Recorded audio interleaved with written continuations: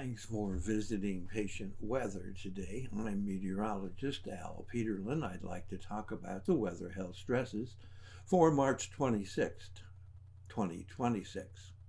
We do keep additional graphics available at tpatw.com. We also maintain a Patient Weather storefront on Amazon. Amazon purchases made through our Patient Weather storefront do support the activities of Patient Weather. Looking at the surface map for Thursday, a very, very active cold front, cool front, warm front, stationary front will be ripping across the country, all the way from a low pressure center over southeastern Wyoming, stretching down toward Oklahoma City, back up toward St. Louis, across to Cleveland, up through Buffalo, and on into Bangor, Maine. Lots of activity ahead and along that frontal system.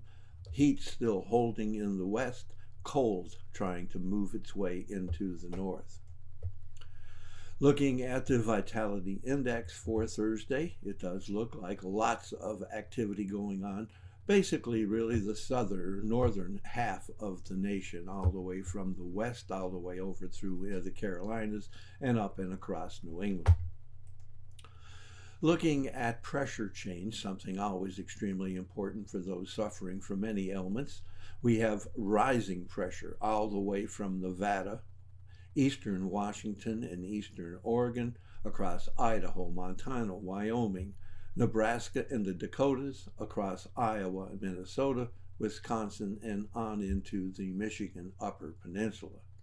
But we have falling pressure stretching across the Ohio Valley, Indiana, Ohio, West Virginia, and then up the coast from the Carolinas through Virginia, Maryland, Pennsylvania, New York, New Jersey, and then all of New England, especially intense here across most of New England.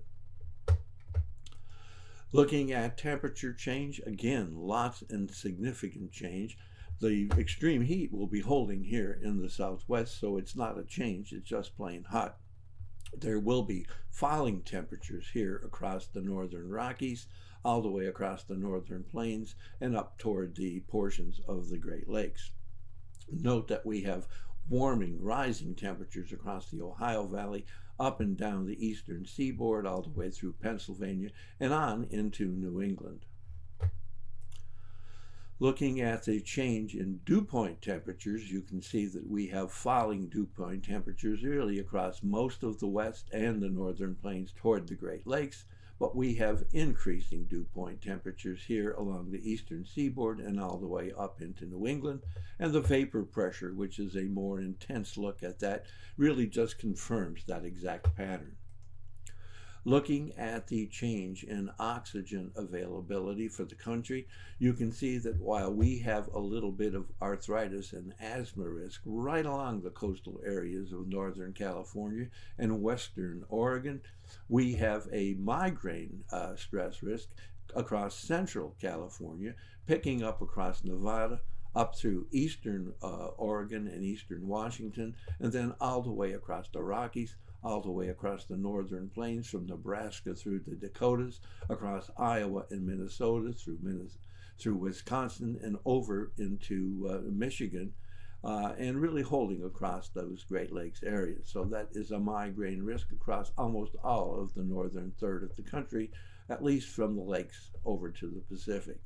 But we have an asthma and arthritis risk across the east, the Ohio Valley, southern Illinois, Indiana, Ohio, and then across the southeast and all the way up the coast from the Georgia, actually northern Florida, all the way up to Pennsylvania and on through New England. And it is really significant here across northern Ohio, especially intense across eastern Pennsylvania and on through New England. Thanks for visiting the patient and the weather today. Your comments are appreciated, and if you hurt, let us know where you're located.